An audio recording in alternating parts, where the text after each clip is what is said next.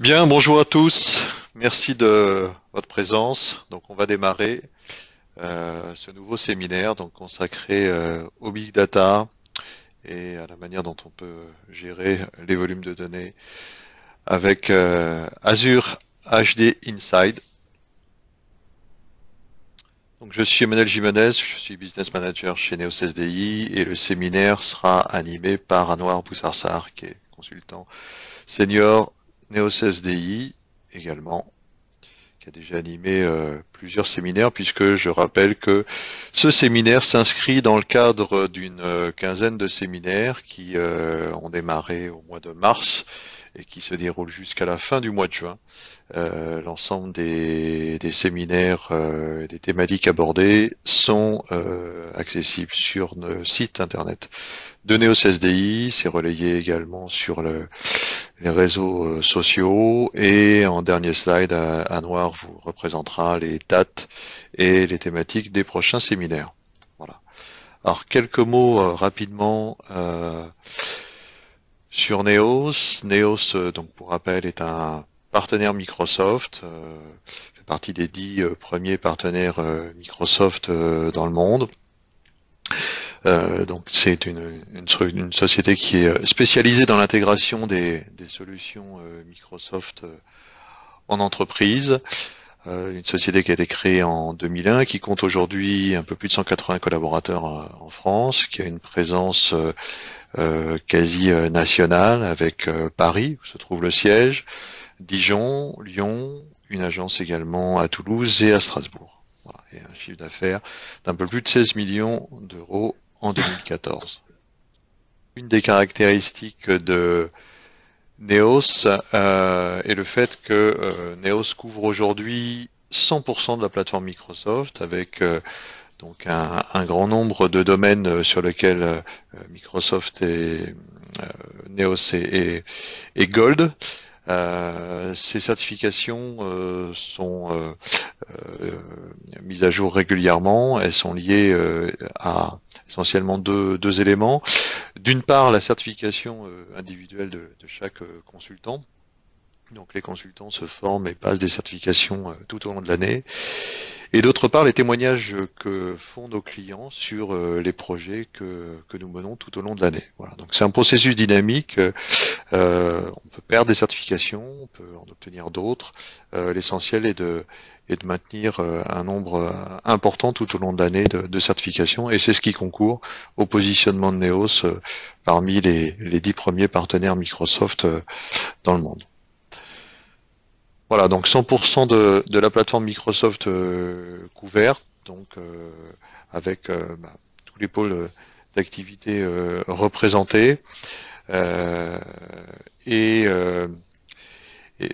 donc également une particularité, puisque c'est quelque chose qui n'est pas forcément couvert par le partenaire Microsoft, c'est la partie Dynamics AX Nav.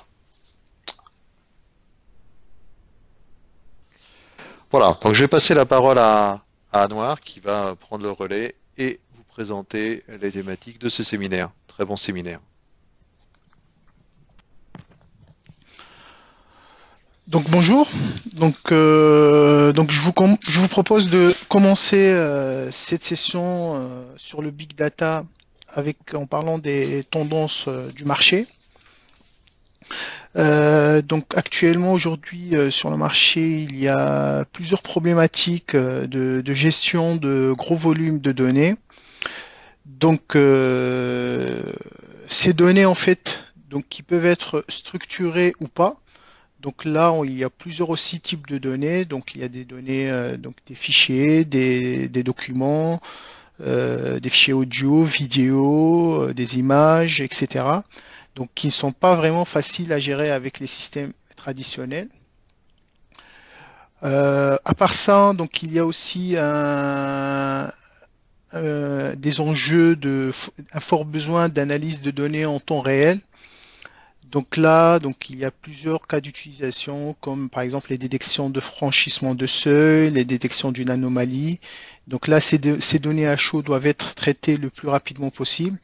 Donc le but aujourd'hui, c'est effectivement non seulement de faire les analyses des données en mode batch, c'est-à-dire de l'analyse de nos données froides, mais également c'est de faire des analyses à chaud sur des données qui arrivent par centaines de milliers en temps réel. Donc le problème de volumétrie va conduire effectivement aussi à un problème de stockage et des coûts matériels associés, donc qui sont relativement élevés, et donc ça devient compliqué de mener à bien ces analyses sur ces données.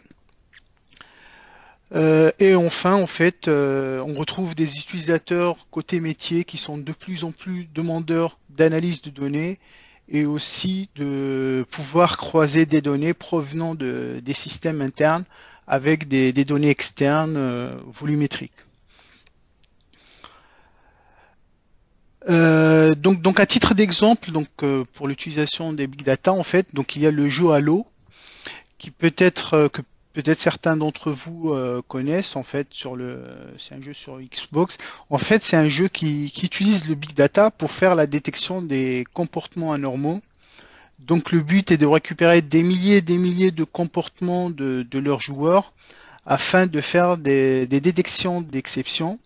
Donc vérifier si par exemple des utilisateurs ont une expérience différente des autres utilisateurs qui seraient par exemple super performants et par la suite détecter s'ils sont tricheurs. Donc le but aussi est de pouvoir faire des campagnes ciblées pour fidéliser les clients. Donc ces deux axes importants d'un point de vue marketing et d'un point de vue business donc seront traités à travers le big data en fait. Donc il y a un autre exemple, par exemple sur l'utilisation des big data. Donc c'est un exemple assez parlant, c'est celui de vTraffic. Donc en fait, vTraffic c'est l'un des premiers opérateurs de services d'information trafic en temps réel en France. Donc il recueille, analyse et puis affine les données trafic et ensuite les distribue via la radio, internet et sur les réseaux mobiles.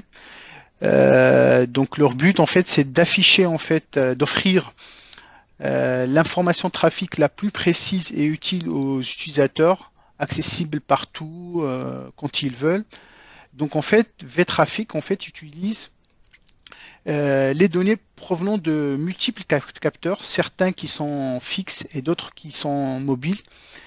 Et lorsqu'ils ont des lieux non couverts par leurs capteurs, bon, ils vont collaborer avec des taxis qui vont couvrir ces zones qu'on appelle des zones grises. Et en fait, vTraffic utilise l'offre Big Data de Microsoft pour identifier justement donc ces zones qui ne sont pas couvertes par leurs capteurs actuels, de façon à ce que leur équipe qui sont en charge de démarcher de nouveaux taxis puisse savoir quelles sont les zones qu'ils vont devoir couvrir par ces nouveaux taxis. Donc avant, en fait, ils utilisaient SQL Server avec des procédures stockées. Et puis là, ils ont implémenté justement Hadoop pour pouvoir gagner en temps de traitement. Donc en termes de volumétrie, juste pour vous donner une idée, en fait, ils couvrent 4 millions de véhicules. Ils font une analyse tous les mois avec 60 millions de positions. Donc ça fait une grande volumétrie pour lesquelles les systèmes traditionnels ne répondaient plus en temps de traitement. Donc du coup, ils ont passé à HD Insight pour répondre à cette problématique. Donc maintenant, donc à côté de la volumétrie, il y avait aussi la problématique des types de données. Donc effectivement, le volume des big data, mais en fait les data centers en local ont vraiment devant un réel défi, c'est la variété des données. Donc il ne s'agit pas de données relationnelles, donc il y a aussi des données semi-structurées, voire non structurées. Donc ce sont des données complexes provenant du web, en fait, qui peuvent provenir du web sous format texte, comme je disais, images, audio, vidéo, et elles peuvent être aussi publiques, par exemple des open data ou des web des données, et où il y a en fait ou privé donc. Et donc après, ce qui les rend difficilement utilisables, c'est le fait de pouvoir croiser ces données avec d'autres données. Donc on a des données qui sont de nature différente, mais qui portent sur une même thématique. Et donc là où il y a vraiment l'enjeu de croisement de données et là où les solutions traditionnelles ne permettent pas effectivement de traiter cette problématique. Donc là, maintenant, pour traiter ces problématiques, donc un projet open source de la fondation Apache a été créé, c'est Hadoop. Hadoop qui va en fait traiter tout ce qui est volumétrie, variété, vélocité. Donc c'est les trois fameux V qui représentent les problématiques du big data. Donc on va revenir sur ça après. Après la vélocité, en fait, ce qu'il faut savoir, donc la volumétrie, donc on l'a vu, la variété, pareil. Donc la vélocité, en fait, ça représente à la fois la fréquence à laquelle les données sont générées, capturées et partagées. Donc il y a les enjeux du temps réel. En plus, donc Hadoop se base sur un système de fichiers distribués HDFS qui est vraiment optimisé pour traiter ce type de problématique et en fait qui va distribuer le travail en fait sur plusieurs nœuds d'un cluster. Donc on va revenir après en détail sur le fonctionnement de Hadoop. Donc Hadoop en fait c'est une plateforme qui est passée sur plusieurs projets. Donc, elle est composée de 3 core services qui sont MapReduce, HDFS et IA. Donc, et ces services seront complétés par d'autres services de manipulation et de gestion de données, d'analyse des données comme Hive, Pig, etc. De stockage de données aussi HBase, de services opérationnels et de gestion de clusters, gestion de ressources comme Ambari, Falcon et OSI, de sécurité, de scheduling. Donc en fait voilà, donc le principe il est assez simple. Donc on a des services de base et autour de ces services il y a d'autres services qui vont collaborer afin de traiter les problématiques du big data. Donc très concrètement, comment on va retrouver la plateforme Hadoop au niveau de la plateforme Microsoft? Donc le premier cas d'utilisation, c'est vraiment Hadoop sur Windows Server. Donc c'est ce que vous voyez à gauche. Donc c'est vraiment, donc là, dans ce cas-là, vous allez installer tout simplement Hadoop sur un Windows Server en local.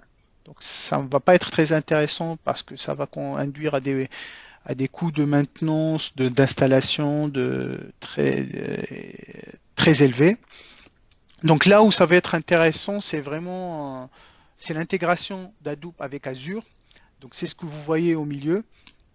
Et c'est vraiment l'offre HD Insight, donc qui est tout simplement un service hébergé sur Azure et qui va être tout simplement l'implémentation de Hadoop, mais à travers d'un service géré par Azure.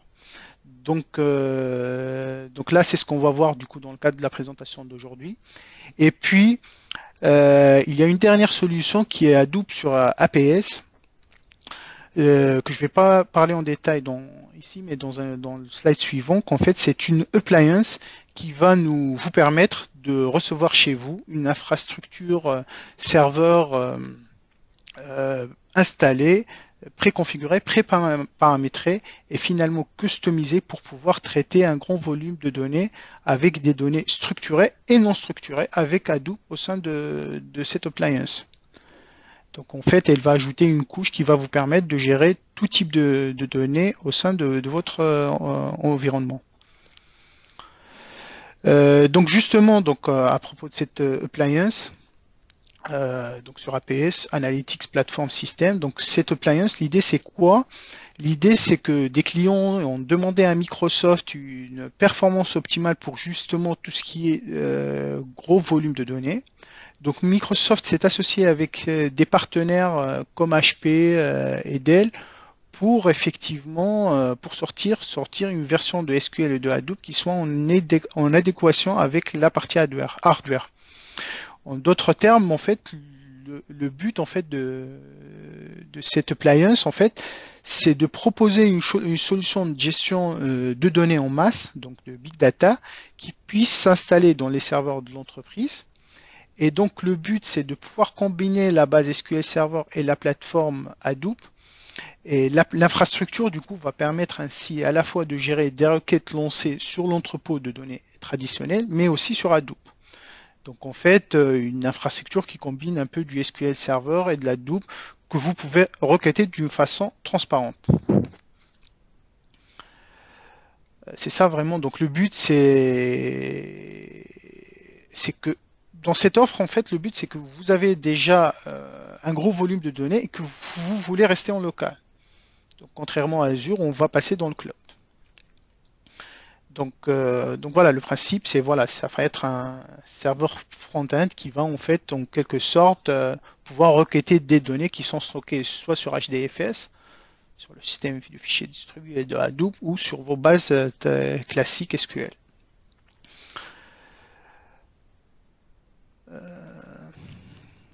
Donc aujourd'hui, on va plutôt parler de l'offre hébergée sur Azure qui s'appelle HD Insight. Donc où là, en fait, vous avez finalement des données volumétriques que vous allez stocker donc, sur Azure. Donc là, dans ce cas-là, vous n'avez pas besoin d'une infrastructure importante en local. Donc vous allez gérer les données sur Azure et payer que la volumétrie que vous allez consommer. Donc ce qu'il faut savoir, c'est que voilà, c'est vraiment une offre flexible qui va vous permettre justement de créer cette infrastructure sur Azure et de payer au moment où vous en avez besoin. Donc en fait, le principe, il est assez simple. Donc vous allez héberger des données au niveau d'un stockage Azure. Ensuite, vous créez donc là un cluster HD Insight. Un cluster, on va voir ça un peu plus loin. En fait, l'idée c'est d'avoir en fait des VM tout simplement qui soient paralysés de façon à pouvoir traiter beaucoup plus vite les données. Donc là, et une fois que vous avez fait le traitement des données, donc là, le résultat est ensuite stocké dans le stockage Azure.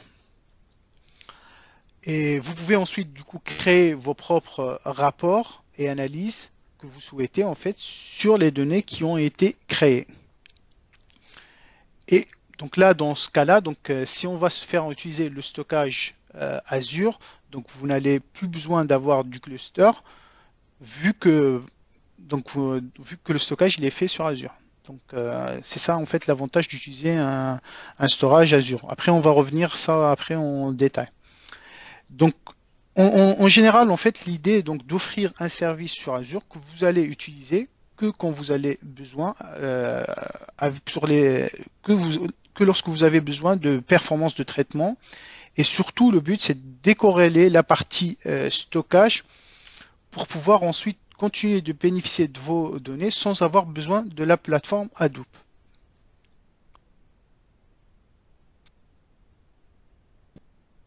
Donc HD Insight, là, donc vous l'avez compris, donc c'est tout simplement l'implémentation d'Hadoop sur Azure. Donc c'est un service Hadoop sur Azure. Donc pour comprendre HD Insight, en fait, il faut du coup comprendre un peu la structure d'Hadoop. Donc Hadoop, comme je l'ai expliqué dans la présentation, c'est vraiment un framework qui va permettre un traitement à très grande échelle sur des gros volumes de données. Donc comme je l'ai expliqué, il se base sur 3 composantes principales. Donc au cœur de Hadoop se trouve donc un système de fichiers distribués, donc HDFS, qui est conçu vraiment pour stocker de très gros volumes de données sur un grand nombre de machines équipées de disques durs tout simplement. Donc le file system de Hadoop est donc conçu pour assurer la sécurité des données en répliquant de multiples fois l'ensemble des données écrites sur le cluster. Donc là, il est vraiment conçu pour assurer la sécurité, mais aussi pour maximiser les débits de données. Donc là, juste pour vous donner une idée, donc la taille d'un bloc, par exemple sur un HDFS, c'est 64 mégas, contrairement à 4 kilooctets, par exemple, sur la plupart des file systems traditionnels.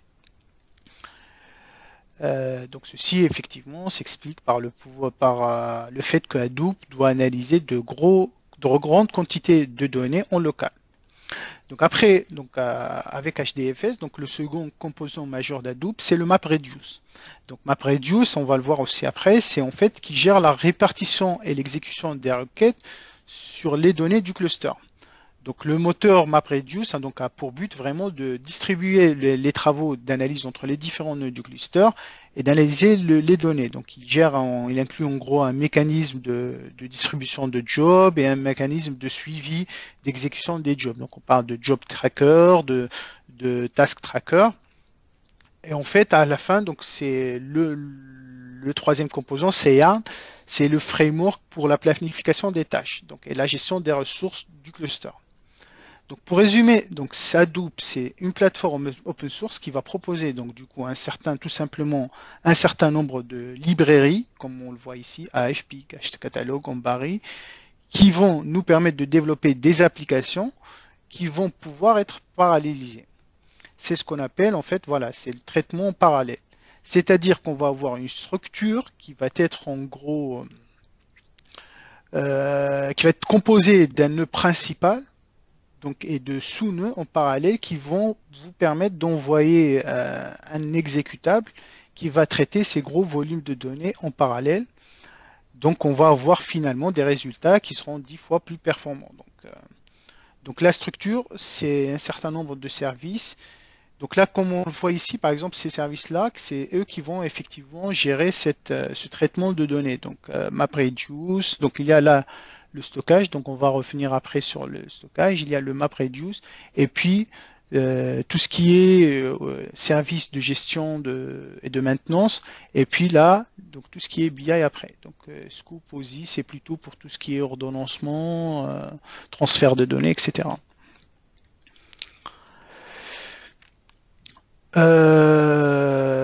Donc la première chose du coup, c'est comment importer mes données au sein de HDI Site en fait.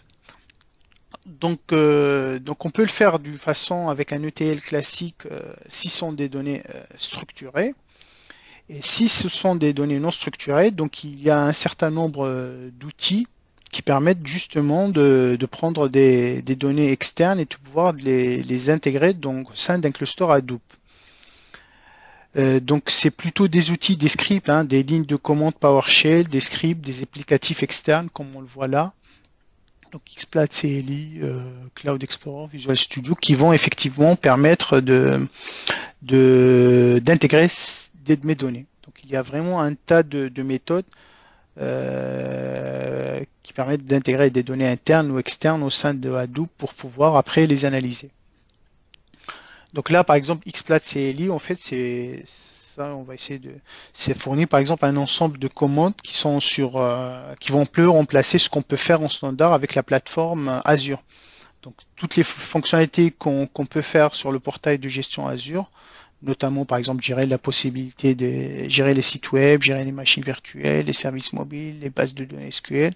Donc on peut les faire avec cette interface de ligne de commande interplateforme Xplat et CLI.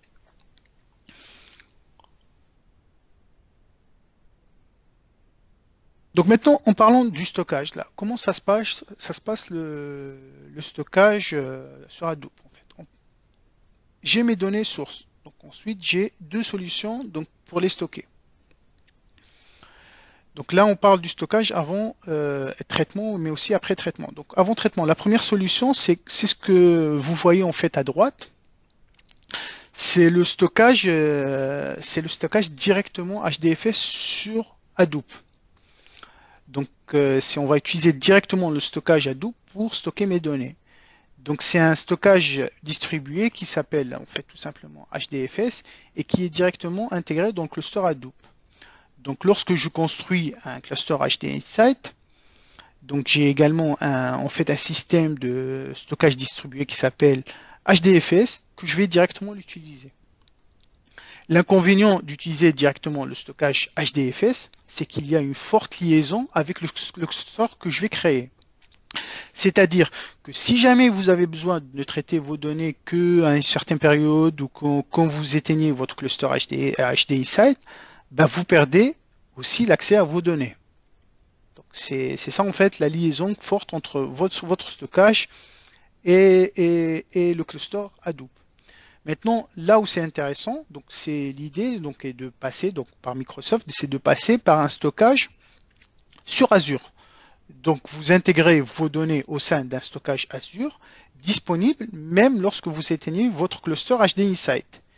Et quand vous avez besoin d'effectuer des traitements sur vos données, donc vous, à ce moment-là, donc vous consommez donc votre stockage sans besoin d'ouvrir ou d'allumer votre cluster Hadoop.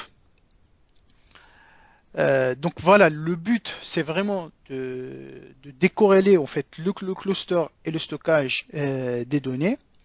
Donc maintenant, vous pouvez utiliser les deux. Par défaut, Hadoop propose son propre système de fichiers, mais effectivement, l'intérêt est donc de passer, comme je l'ai expliqué, par un stockage Azure. C'est que voilà, c'est que comme je l'ai expliqué, quand on va éteindre notre cluster HDISAT pour ne pas avoir à payer des traitements de données, qu'on n'a pas besoin de traiter, mais d'avoir accès à ces données quand le cluster n'est pas utilisé. Donc le principe, il est, voilà, c'est ça. Donc c'est plutôt de décorréler tout ce qui est cluster et stockage de données. Donc maintenant, comment ça se passe le stockage sur Azure? Donc c'est un peu le même principe qu'un stockage classique. Donc je vais avoir un compte de stockage qui va me permettre, donc là c'est ce qu'on voit le premier rectangle en fait, c'est le compte de stockage. Donc c'est tout simplement c'est le compte qui va me permettre de m'identifier dans le data center Azure. Au sein de ce compte de stockage, je vais avoir des conteneurs. Donc ça c'est la deuxième brique.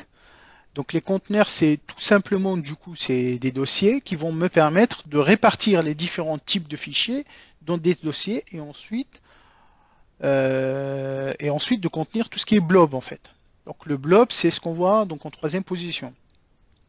Donc le blob là, on va mettre en fait directement mes fichiers. Donc ça peut être des fichiers images, vidéos, bases de données, XML, JSON, donc etc. Et donc ça, c'est ce qui va être affiché au niveau de l'URL. Après, tout ce qui est page et bloc, ça sera transparent pour l'utilisateur. Donc, qui sont en gros des sous-segments de mes fichiers qui vont être justement créés pour avoir le stockage le plus optimisé possible dans mon stockage Azure.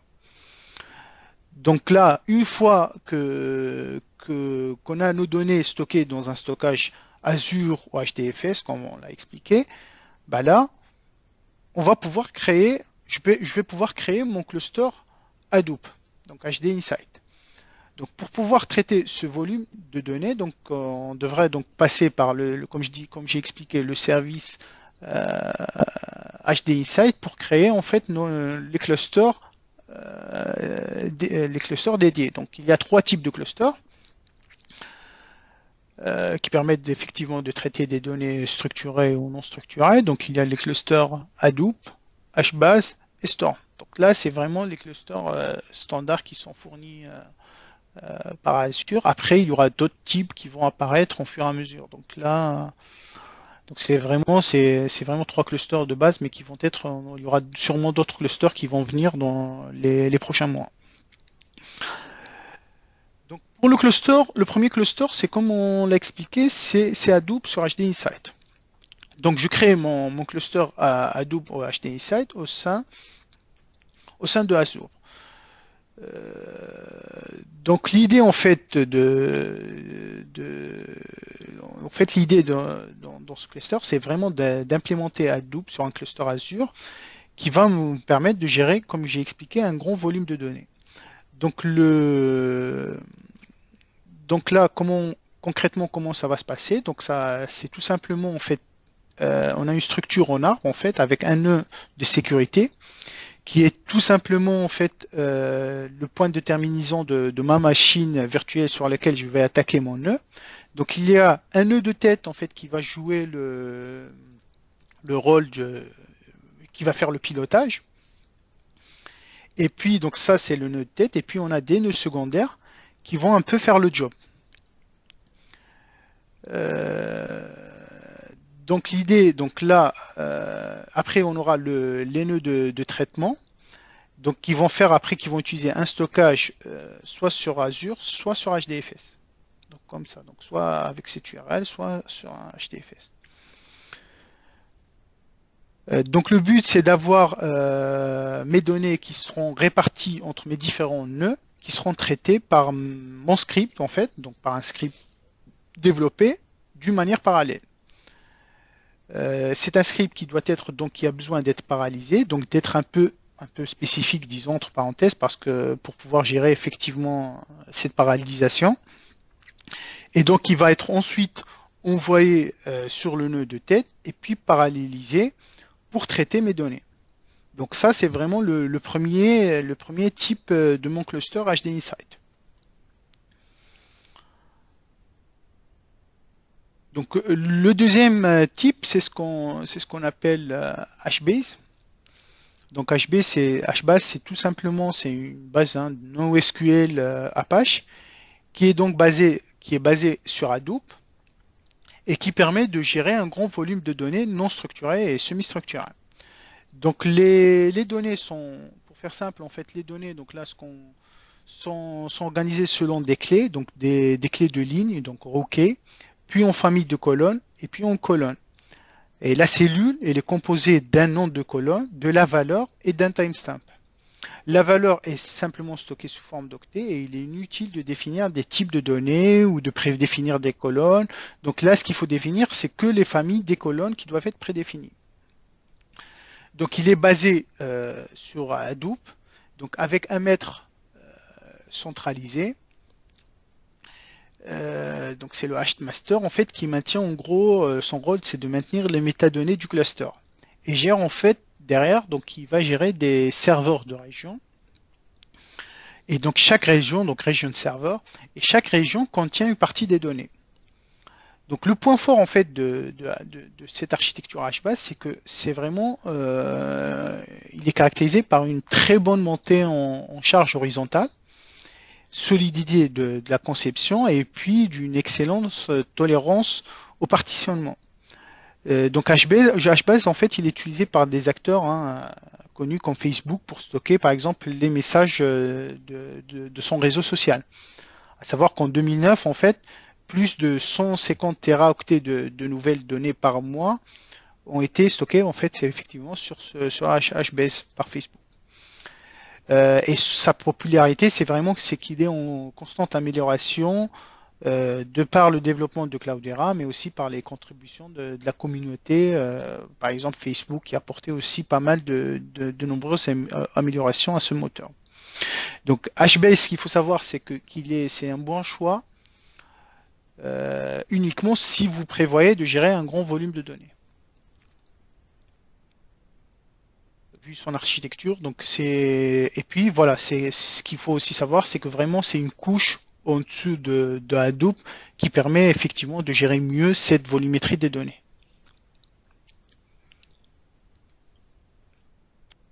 Donc ensuite, vous avez le dernier cluster proposé par HD Insight qui est le cluster Storm, qui va être utilisé pour tout ce qui est traitement de données en temps réel. Donc concrètement, Storm, c'est quoi? C'est un système de calcul distribué, open source, hautement disponible et qui permet effectivement de traiter des données en temps réel. Et donc son objectif, c'est d'exécuter en temps réel des traitements de données en masse répartis sur le cluster. C'est typiquement en fait si vous l'avez, comme vous le remarquez, c'est typiquement ce que propose Hadoop, donc le premier cluster qu'on a présenté, mais finalement c'est une plutôt alternative pour tout ce qui est temps réel. Donc vous récupérez les données.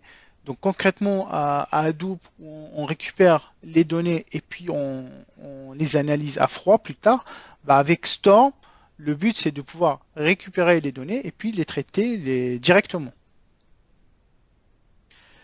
Donc là, du coup, il y a des nœuds. Le spout, c'est celui qui va émettre les données reçues sous forme de tuple.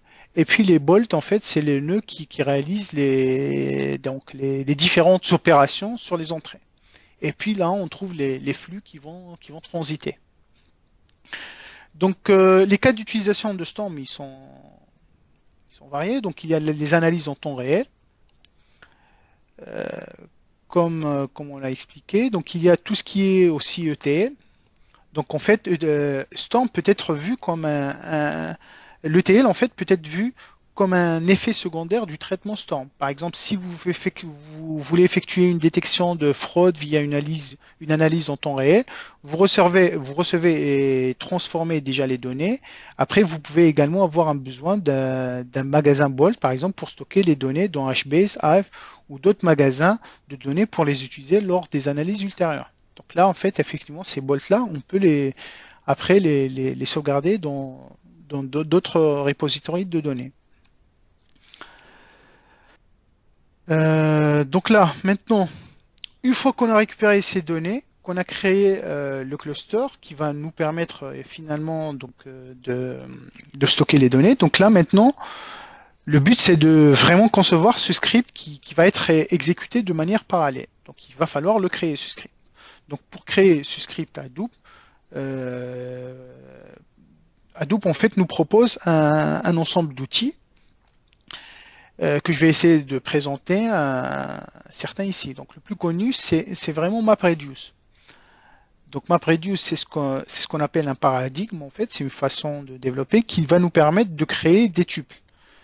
Donc il y a un bon exemple ici, par exemple, si vous avez une page web sur laquelle vous allez effectuer de la recherche de mots-clés, donc il va analyser tous les textes de la page web et il va faire des tuples avec le mot-clé en associant une occurrence pour chaque mot-clé. Ensuite, donc vous avez une opération qui va consister à récupérer tous les tuples qui concernent l'occurrence d'un mot-clé, et donc de compter le nombre d'occurrences pour chaque mot dans la page. En fait, ce paradigme va être utilisé dans des programmes qui peuvent être plus complexes et faire des analyses très poussées en partant de cette façon simple. En fait. Donc le problème en fait avec MapReduce, c'est que ça demande effectivement un savoir à développer. Donc ça demande des développeurs assez chevronnés pour faire ce type d'algorithme MapReduce en gros. Et donc pour cela, donc Hadoop a créé des langages plus faciles à manipuler que MapReduce. Donc là, il y a par exemple les projets Pig et Hive qui sont tous deux placés sous la bannière d'Apache, qui apportent effectivement un modèle de développement de plus haut niveau et donc beaucoup plus expressif et simple à appréhender, afin en fait effectivement de démocratiser l'écriture des traitements MapReduce. Donc maintenant on va commencer par Pig. Donc Pig en fait se rapproche plus d'un ETL où l'on part d'un ou plusieurs flux de données que l'on transforme étape par étape jusqu'à atteindre le résultat souhaité. C'est comme un processus ETL. Les différentes étapes de transformation sont exprimées dans un langage procédural qui s'appelle le Pig latin. Donc là, par exemple, donc là, il y a un exemple, par exemple, qui permet de compter, par exemple, de compter dans un fichier log le nombre d'erreurs, de debugs, de traces, etc. Donc là, par exemple, il va récupérer toutes les lignes qui matchent, par exemple, un mot-clé qui s'appelle log level. Après, en deuxième position, en deuxième étape, il va supprimer les lignes vides. Après, il va un peu faire un groupement des différents mots-clés. Et enfin, il va compter le nombre d'occurrences. Donc, comme vous l'avez compris, donc Pig, en fait, c'est contrairement à MapReduce, donc ça ne demande pas des développeurs confirmés en développement Java. Donc là, par exemple, effectivement, donc là, je vous ai mis un lien très pratique qui vous montre comment, avec Pig et Azure, vous pouvez faire simplement de l'analyse des logs Wikipédia. Donc le but, c'est de voir quels sont les termes les plus recherchés sur Wikipédia. Et avec Pig et HD Insight, vous pouvez faire simplement ce type d'analyse. Donc c'est un blog qui est fait par Franck Mercier, un expert à Microsoft. Donc voilà.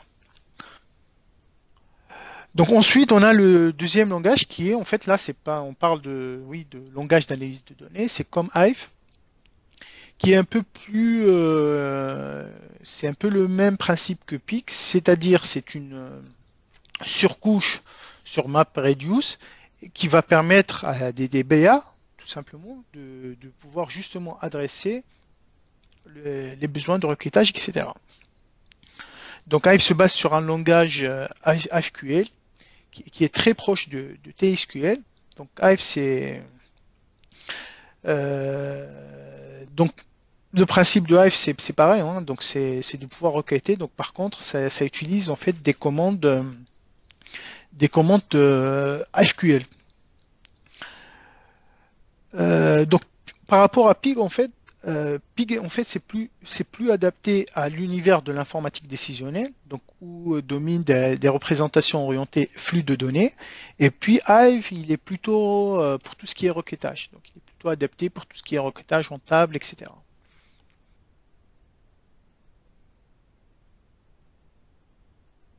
Donc là, de la même façon, je vous ai mis un article sur le site Microsoft qui vous permet de voir comment avec Hive, on peut répartir, on peut pas partir d'un fichier de log qui enregistre par exemple des logs d'un site web, etc., pour pouvoir après analyser le nombre d'erreurs ou de warnings, etc., de traces.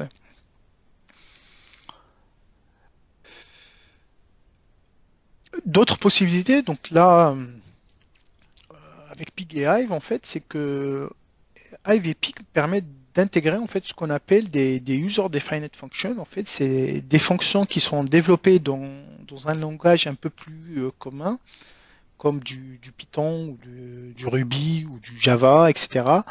Donc là, ça permet effectivement d'enrichir en fait les logiciels Hive et Pig avec d'autres fonctions qui peuvent être du coup développées dans des langages plus communs, sans des connaissances dans les scripts, etc. Donc là, en parlant du vtraffic au début de la session, donc vtraffic par exemple, ils ont utilisé un job Hive qui va réaliser trois tâches. Donc d'abord, ils vont récupérer toutes les données des taxis qui vont intégrer au sein d'Azure. Après, ça va être ensuite intégré au travers de Hive au sein du cluster HD Insight. Après, ils vont faire un traitement avec un code en Python pour localiser les données, ces données géographiquement. Et enfin, toujours à travers de Hive, faire des regroupements pour détecter les zones non couvertes. Donc, eux avaient déjà des compétences en Python pour pouvoir faire de l'analyse cartographique et du coup, ils ont intégré les scripts, directement les scripts Python sur le Hive.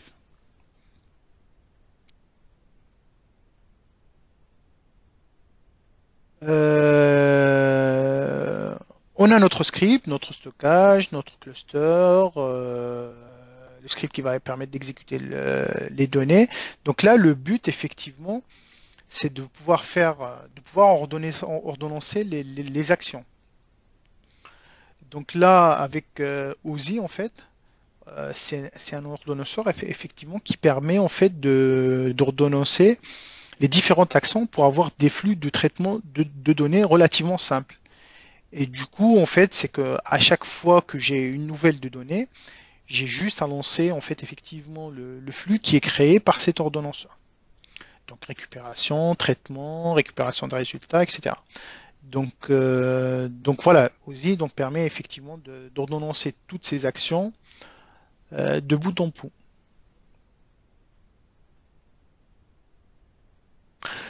Donc vraiment Hadoop, c'est vraiment assez vaste. Là, dans la présentation, je vous ai montré un certain nombre de briques qui sont Hive et Pig pour pouvoir traiter les données. Et puis HD, HBase qui permet de créer le cluster, etc. Donc il y a aussi plein d'autres outils fournis par Hadoop, donc je n'ai pas tout mentionné. Donc il y a par exemple un outil qui est Spark qui est intéressant, qui va faire par exemple tout ce qui est traitement massivement parallèle et en mémoire. Donc au lieu de faire par exemple Spark, au lieu de faire la lecture-écriture sur disque, mais il va faire plutôt la lecture en mémoire pour aller plus vite. En fait, et il est aussi valable en fait Spark par exemple sur HD Insight. Donc voilà, donc je vous ai mis quelques définitions. Donc Hadoop propose beaucoup de fonctionnalités, donc elles sont bien documentées en français sur le site de Microsoft. C'est un vaste monde, donc pour commencer, c'est vrai que ce n'est pas simple en fait, parce que vu qu'il faut maîtriser un certain nombre d'outils. Donc aujourd'hui, le but c'est vraiment d'avoir un aperçu de ce qu'on peut faire avec Hadoop. Donc, sachant qu'il y a donc actuellement sur le marché pas mal de grands noms dans l'informatique qui utilisent Hadoop, comme Facebook, Yahoo, Microsoft. Donc, Facebook, c'est vraiment l'enseigne qui contient le plus grand nombre de clusters Hadoop au monde. Donc, ce qu'il faut savoir aussi, c'est qu'à part les outils dont on a parlé, en fait, lorsqu'on parle de Hadoop, on parle de distribution et de fournisseurs de distribution qui vont effectivement, en fait, offrir les différents projets de l'écosystème Hadoop avec des outils graphiques pour le développement, pour l'administration et le monitoring des clusters à Hadoop.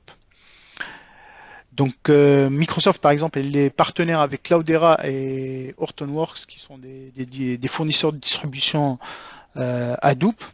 Après voilà, donc Cloudera, donc, c'est la distribution de loin la plus installée avec le plus grand nombre de déploiements référencés. Et puis Hortonworks, c'est le seul fournisseur qui utilise 100% de projets open source Apache Hadoop sans leurs propres modifications. Et puis il y a aussi Mapper, par exemple, c'est un autre fournisseur de distribution Big Data, mais qui est plutôt open source sur Unix, qui se base sur sur le système Unix. Donc voilà, donc pour cette session donc de traitement de gros volumes de données avec Azure HD Insight. Donc vous avez un article très intéressant sur le sujet à cette adresse. Et si vous avez des questions ou pour plus d'informations, nous sommes à votre disposition.